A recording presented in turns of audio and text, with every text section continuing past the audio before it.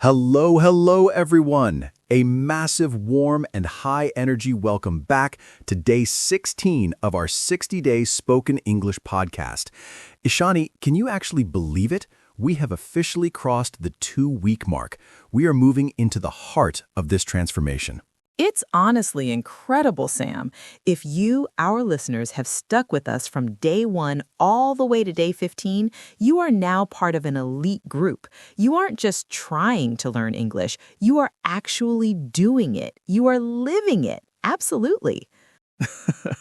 Today, we are shifting our focus to a world that has become a second home for almost everyone, from students to CEOs. We're talking about the online meeting.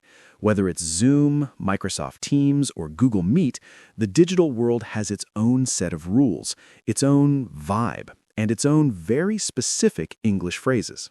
I know that feeling so well. You're sitting there, your camera's on, your lighting is set, and suddenly you realize you have to explain a complex project or share a financial report while English words are flying at you at 100 miles per hour through a tiny, slightly distorted speaker. It's a lot to handle, right? It really is. That's why in this massive deep dive episode, we're going to make sure you never feel tongue-tied in a virtual room again.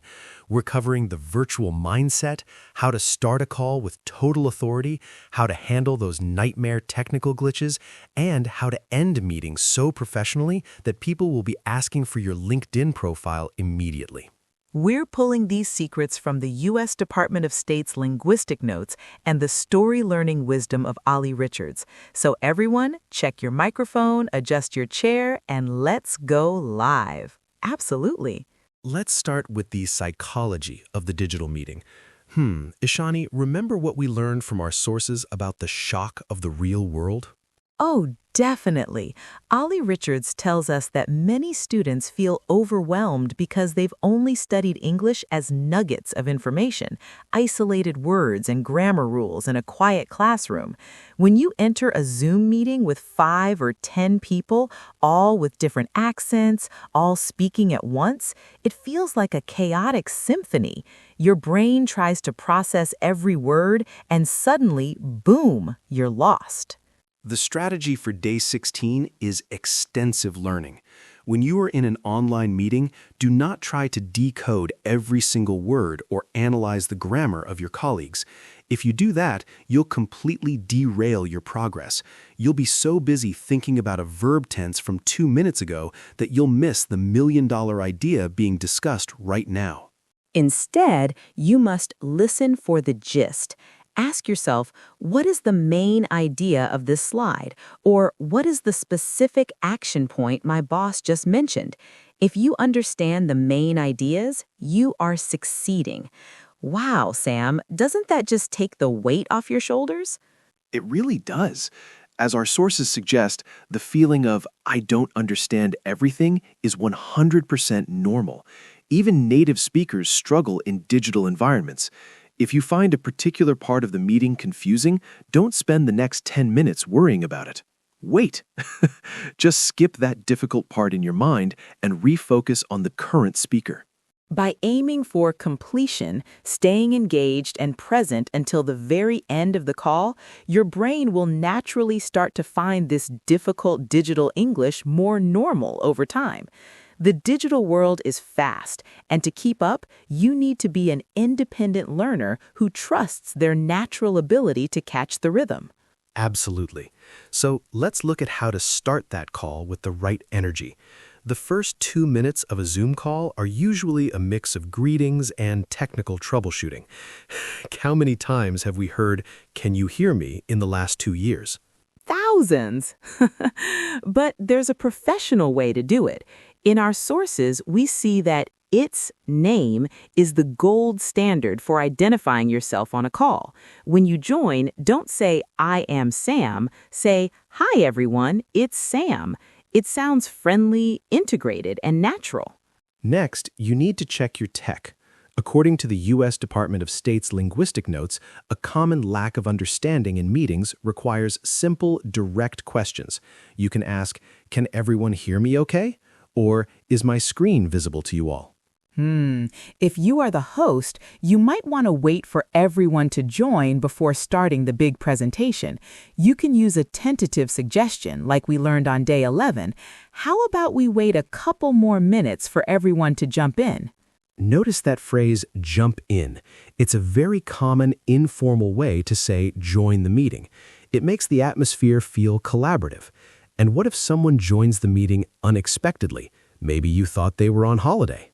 Use a negative question to show that surprise, just like Charles did in our study materials. Hi, Sarah. Didn't you say you were going to be out today? It's a great way to start some light small talk before the formal business begins. Once the team is all there, you start the formal part. As we learned from Lawrence Windsor's formal style, you should use I'd like to show professionalism. I'd like to start by giving you a quick update on the project. Remember, everyone, listen for that D in I'd like. It is the difference between being a polite leader and sounding like a demanding boss. Wow, Sam. If you start your call with a clear "it's me," a polite "I'd like to," and a quick tech check, you have already established yourself as the most confident person in the virtual room. Absolutely. All right, let's talk about the nightmare scenario. We've all been there. The IMMET starts lagging, your boss's face freezes in a very funny expression, and their voice starts sounding like a robot. It's the worst, but our sources give us the perfect vocabulary to handle it without sounding panicked. If the audio is flickering or disappearing, you say, "Sorry, the line is cutting out." This describes a difficulty in understanding due to poor reception or a bad connection. If the person is completely intelligible, like they are speaking from underwater, use the phrase, "the line is breaking up," or "I am losing you." And what if the call suddenly disconnects? We call that a dropped call. When you rejoin, and you will rejoin, you can say, "Sorry about that, my call dropped." It's short, simple, and everyone understands. Now, when you need someone to repeat something because of a glitch, don't just say, "What?" That's too blunt. Use the formal and polite versions. You could say, "I beg your pardon," with that rising intonation we practiced. Or, "I'm sorry, I didn't catch that. Could you say that again?" "I didn't catch that" is such a great natural phrase. It sounds so much better than "I didn't hear you." And if the connection is really bad, you can suggest a compromise. You can say, "How about we turn off our cameras to save bandwidth?" Or, as Stephanie suggests in our sources, you can offer an alternative. "Listen, I'll email you exactly what I need." This shows that you are a problem solver. Technical issues are part of the new normal. By using phrases like bad reception or bandwidth, you show that you are in control of the situation even when the technology isn't. Isn't it better to be the person with the right words than the person who just stares at the screen in awkward silence? Absolutely. Now we reach the end of the meeting. You've successfully navigated the 100-mile-per-hour English and the technical glitches. Now you need to leave a lasting impression.